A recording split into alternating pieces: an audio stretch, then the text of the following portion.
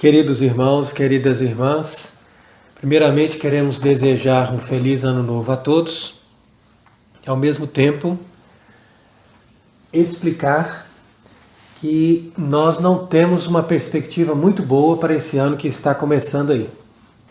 E há muitos que têm um espírito conservador que consideram que Bento XVI seria um papa válido.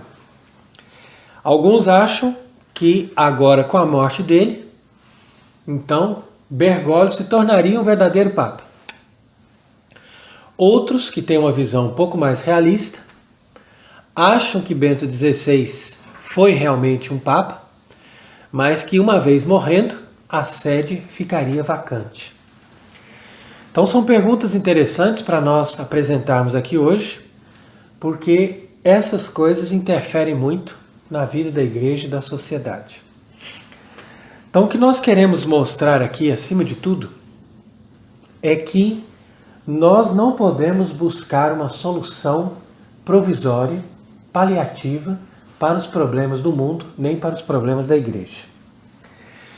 Entretanto, o que nós sempre ensinamos é que a Igreja Católica se baseia nos princípios. E através dos princípios, ou seja, daquelas estruturas, daqueles fundamentos da fé, é que nós podemos ter uma base sólida para construirmos a nossa própria vida e a vida da sociedade.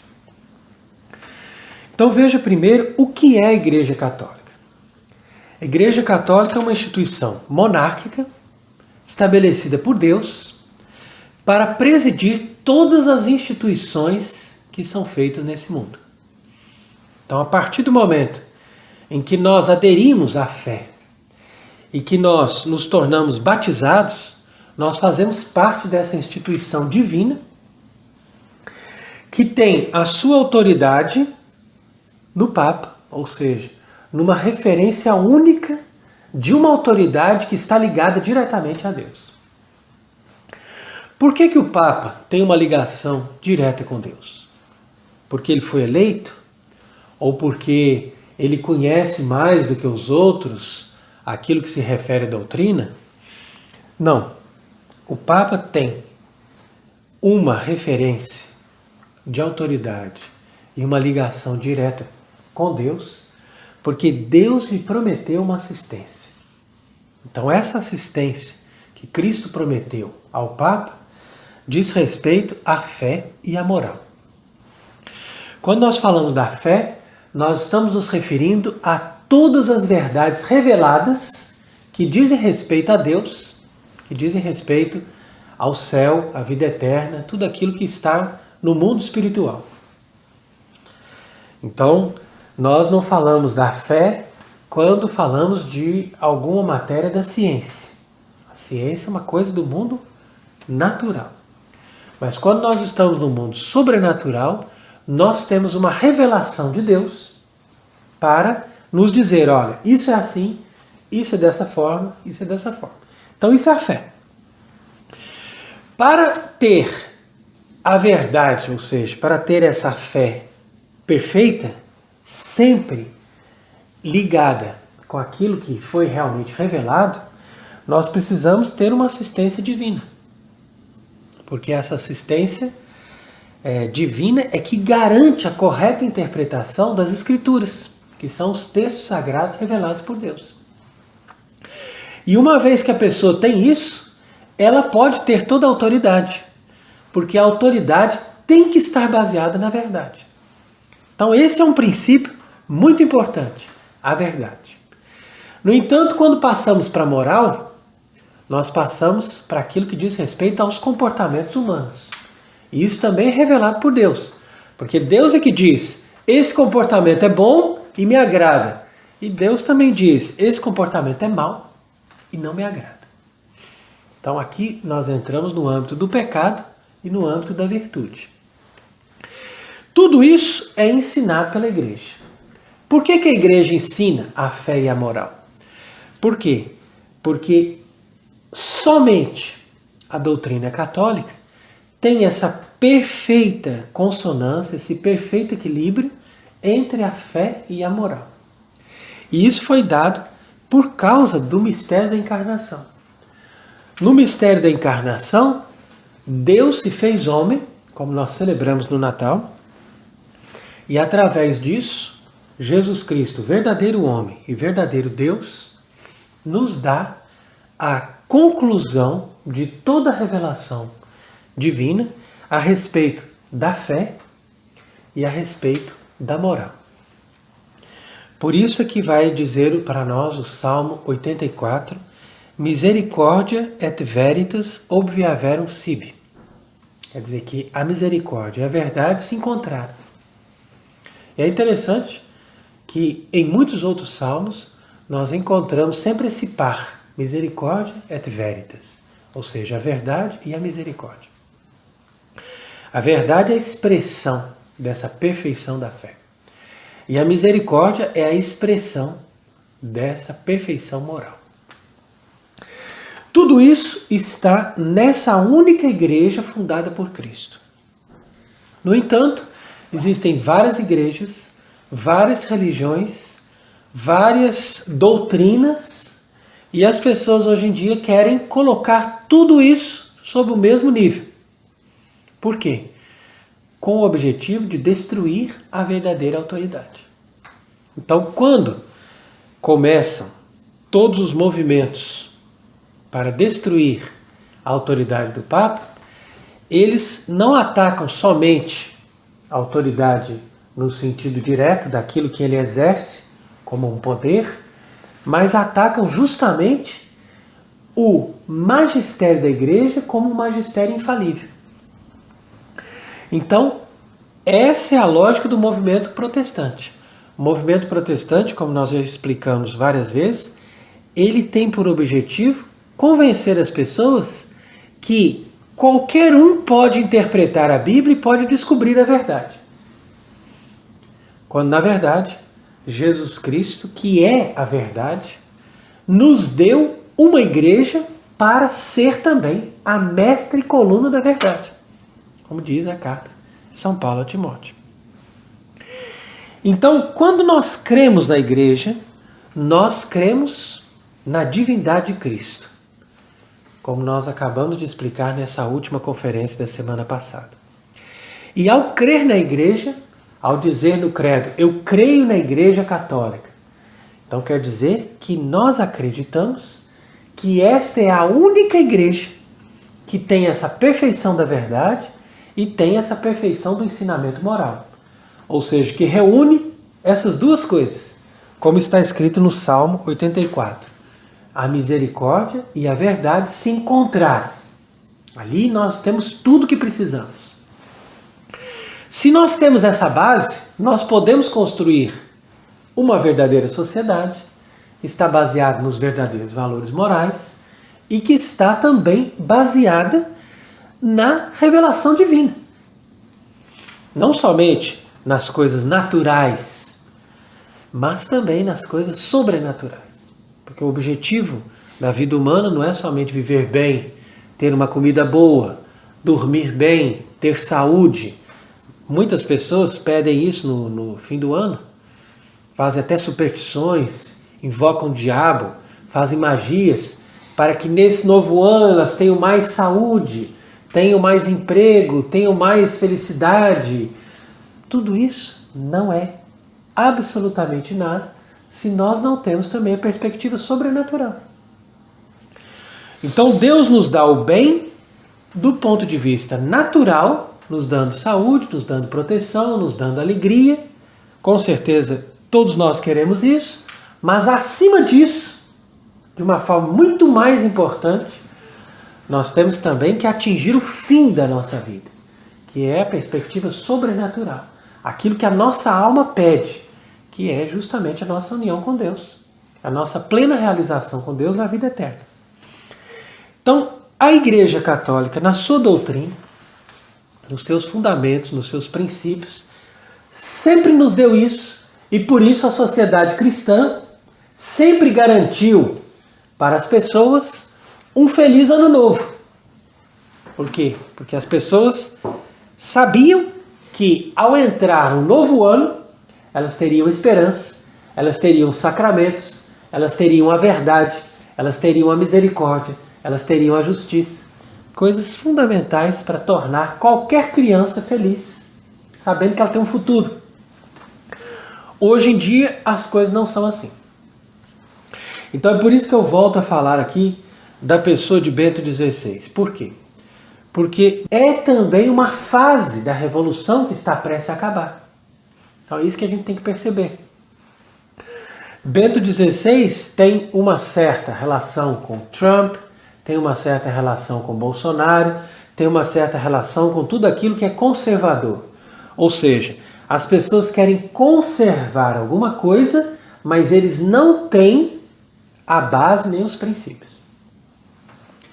Então é aqui que nós falamos da igreja conciliar. Essa expressão aqui não é nossa. Essa expressão aqui veio pelo próprio Paulo VI, que também se apresentou ali como Papa, mostrando que existia uma nova igreja que suplantava a Igreja Católica e que estava totalmente baseada no concílio. Ora, então, para quem não sabe, o Concílio Vaticano II foi uma revolução dentro da igreja.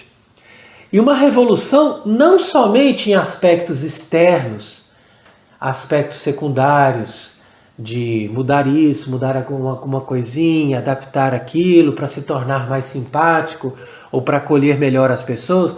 Não. Isso é só uma fachada. O Concílio Vaticano II foi verdadeiramente um concílio que produziu documentos que rompem com os princípios e com a base doutrinária da Igreja Católica. Tanto no que diz respeito à fé, quanto no que diz respeito à moral. Então, por isso que o concílio ficou conhecido como o momento da Revolução Francesa na Igreja. Então, por isso que tinha um bispo que dizia, o concílio é 89, né, como eles dizem em francês, quer dizer, 1789, na Igreja. A base da Revolução Francesa é justamente essa. É tirar o poder das autoridades divinas e colocar o poder em autoridades humanas. Então quer dizer que o Papa, uma autoridade constituída por Deus. Então isso daí eles disseram, olha, nós vamos chegar lá, mas o que a gente tem na mão agora é o rei. E o rei é ungido pelo Papa para defender a fé católica. Então, cortemos a cabeça do rei. Uma vez que eles fizeram isso, eles proclamaram a bandeira da liberdade. Liberdade, fraternidade, igualdade, mas principalmente essa liberdade aí, que é uma liberdade humana, uma liberdade que exalta o homem e que tira a possibilidade de Deus nos colocar limites. E essa liberdade é exatamente a porta aberta para a civilização satânica que nós inauguramos a partir do Vaticano II. Por que eu digo que nós inauguramos uma civilização satânica? Porque Lúcifer, ele prometeu exatamente isso. Prometeu dar ao homem uma liberdade completa. Uma verdadeira independência em relação a Deus.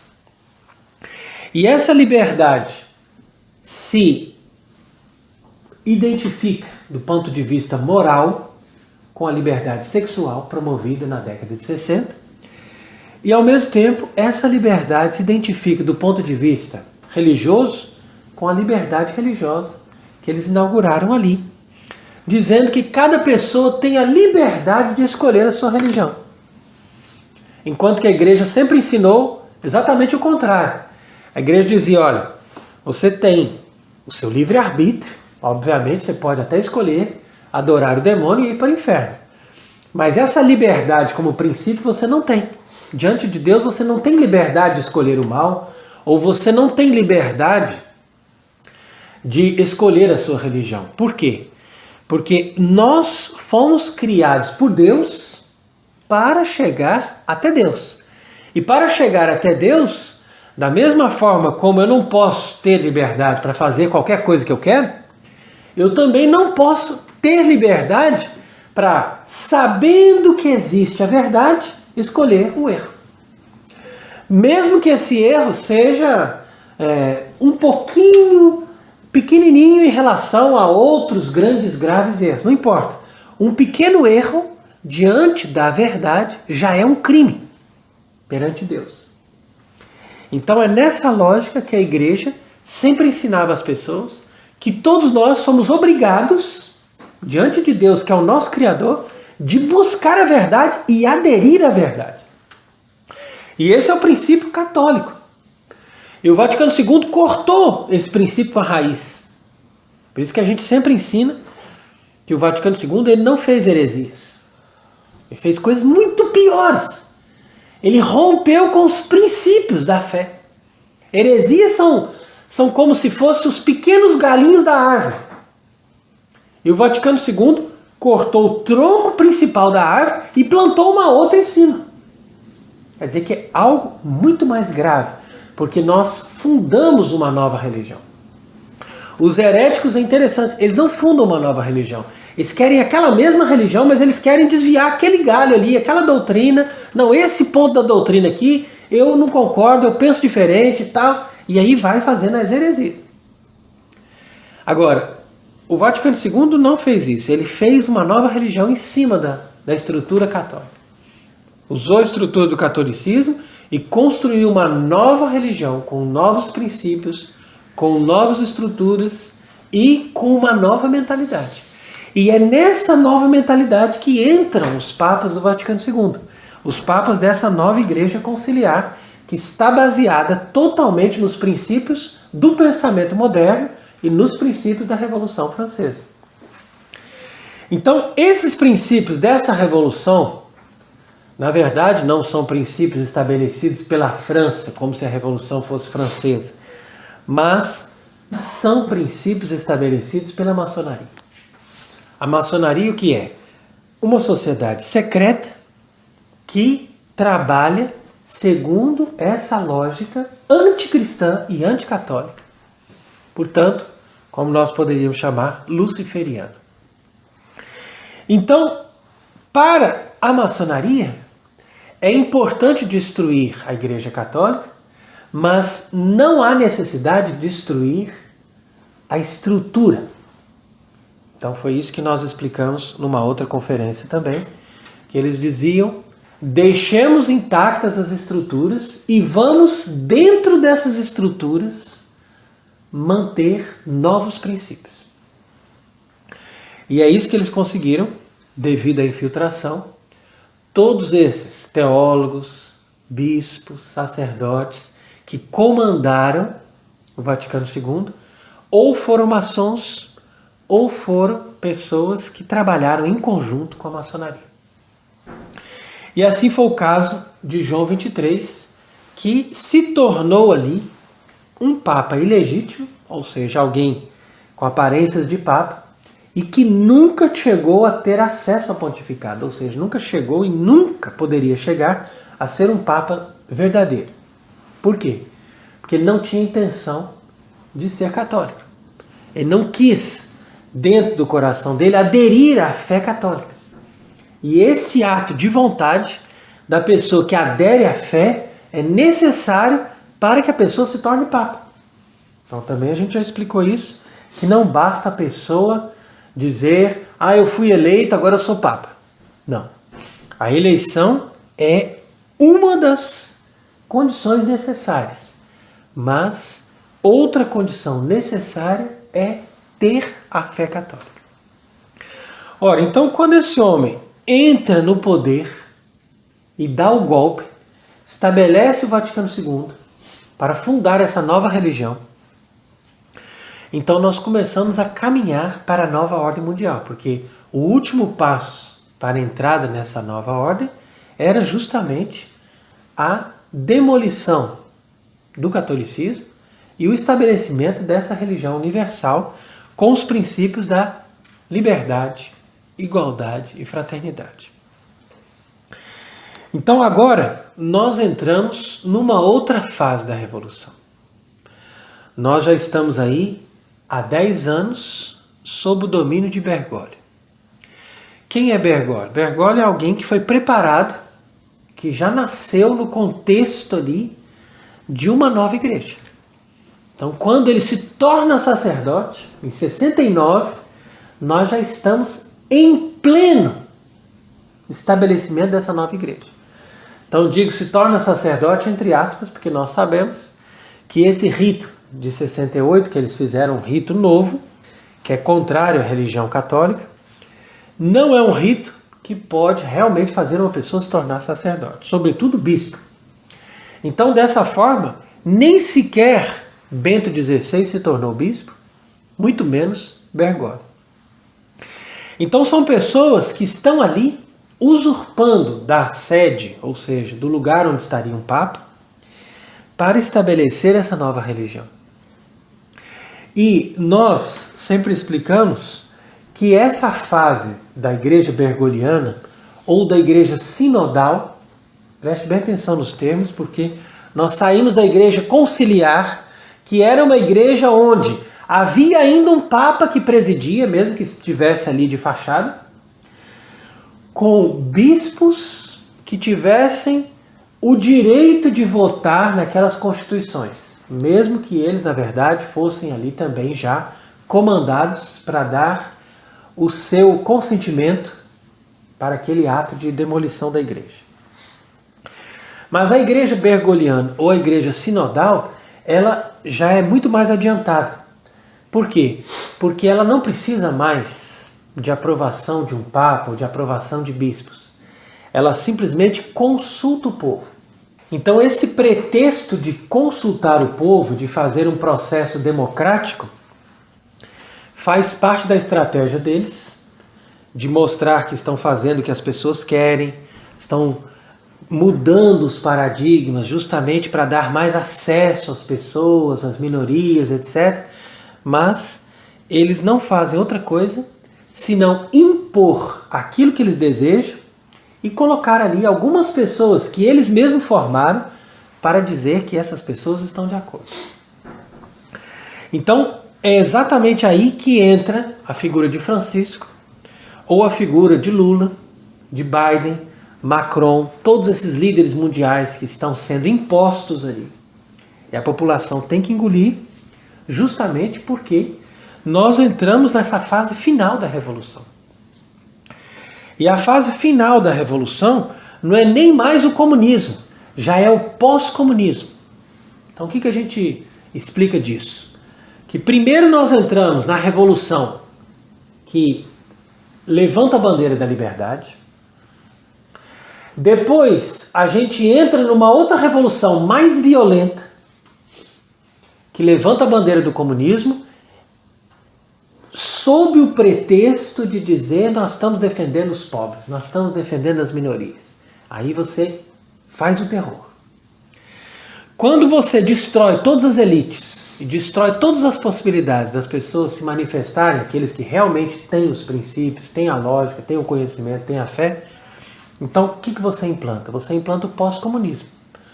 Pós-comunismo é assim, você tem os super ricos que estão ali em colaboração com essa gente que serve as elites. E você tem a base da pirâmide, que são as pessoas que vão trabalhar como escravos para se submeter a esse sistema.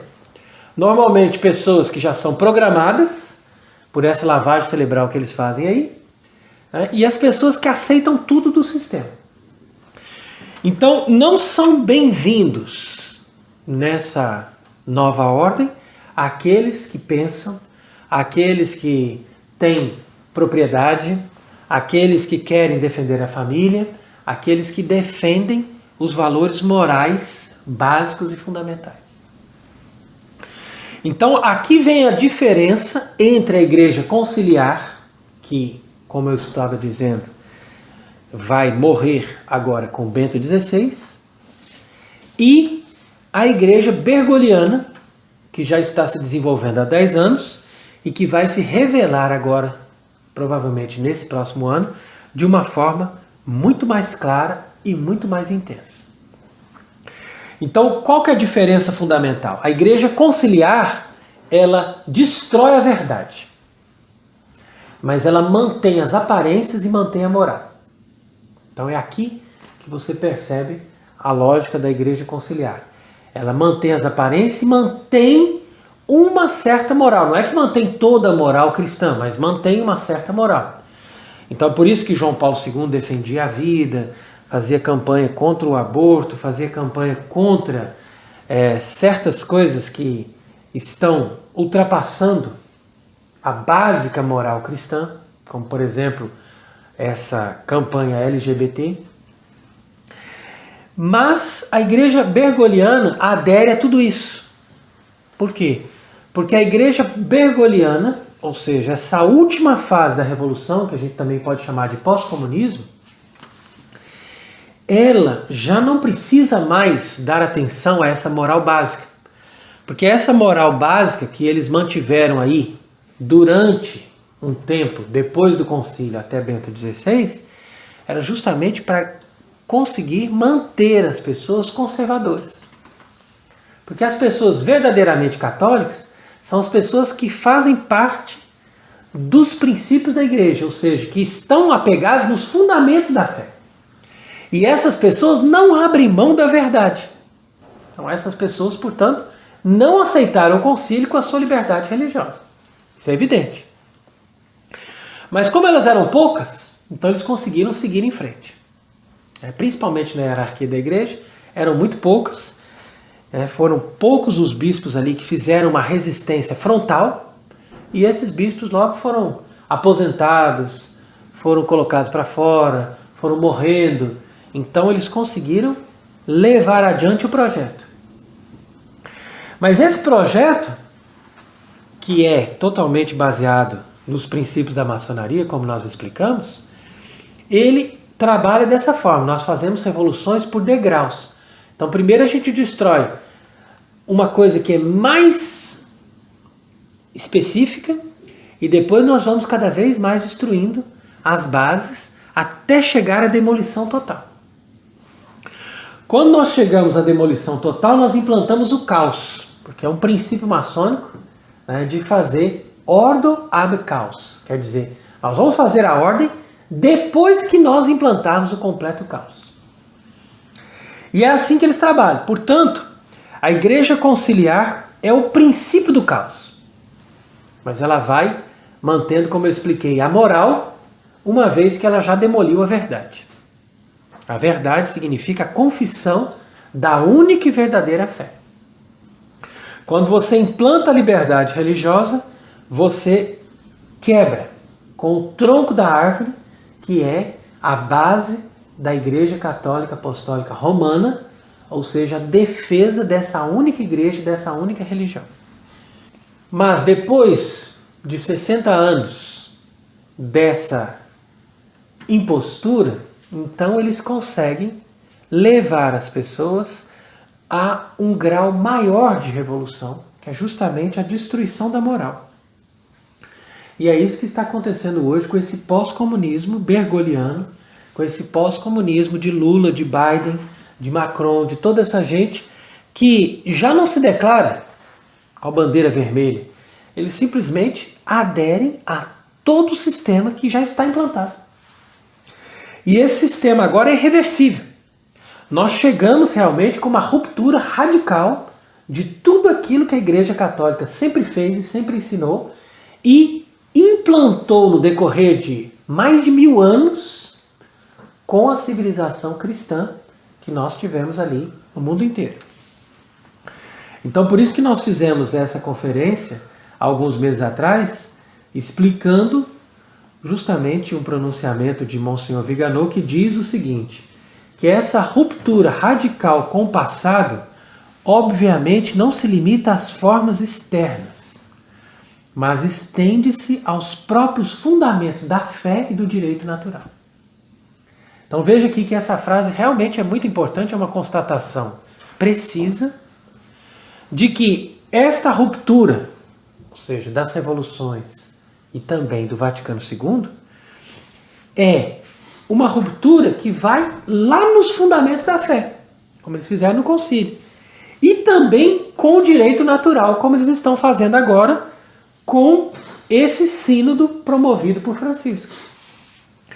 chegando a uma subversão real da instituição eclesiástica, de modo a contradizer a vontade do divino fundador. Sem dúvida. Porque se nós cremos que Jesus Cristo é Deus, nós sabemos que esse mesmo Deus vindo na Terra, ele fundou essa igreja com essa orientação, com esses princípios, com essa moral, com essa fé. Então, nós devemos entender agora que a morte de Bento XVI é um sinal de que nós vamos mudar de fase e que nós vamos passar da fase provisória, a fase do Concílio Vaticano II, para a fase definitiva, que é a fase do sínodo promovido por Francisco, para instalar definitivamente essa igreja revolucionária, essa igreja do homem, essa igreja luciferiana, que está sendo aí promovida nesse momento pelo falso Papa Francisco. Então, nós quisemos aqui fazer essas observações para que as pessoas se preparem para esse ano de 2023. Não vamos ficar aí com otimismos humanos, mas vamos entrar no realismo, numa lógica da fé, numa perspectiva católica, e nesse realismo vamos fazer o nosso combate para aliviar, pelo menos um pouco, as graves consequências dessa apostasia. Então eu proponho, primeiramente, que nós sejamos mais sóbrios na nossa vida, que nós tenhamos uma oração mais assídua, que nós possamos fazer uma reforma dos nossos costumes, que nós possamos entrar em mais sintonia com a crise da igreja, com aquilo que nós estamos vivendo e com os sofrimentos de Cristo, com os sofrimentos de Nossa Senhora. E uma vez fazendo isso, possamos dar a Deus a glória nesse ano de 2023, pelas nossas ações, pelos nossos pensamentos, por tudo aquilo que nós vamos defender, mesmo que o mundo esteja entrando num caos cada vez maior. Porque para Deus o mais importante é que os seus eleitos estejam conscientes da realidade e estejam fazendo o bom combate da fé. Porque a Ele cabe a vitória, Ele no momento certo vai nos socorrer, Ele no momento certo vai nos dar a graça de restaurarmos a verdadeira igreja e de restaurarmos a civilização cristã. Portanto, não tenhamos esperanças falsas, mas confiemos em Deus, que nos dá a força do Espírito Santo para caminharmos segundo a verdade e segundo a sua misericórdia. E que Ele seja bendito para sempre. Amém.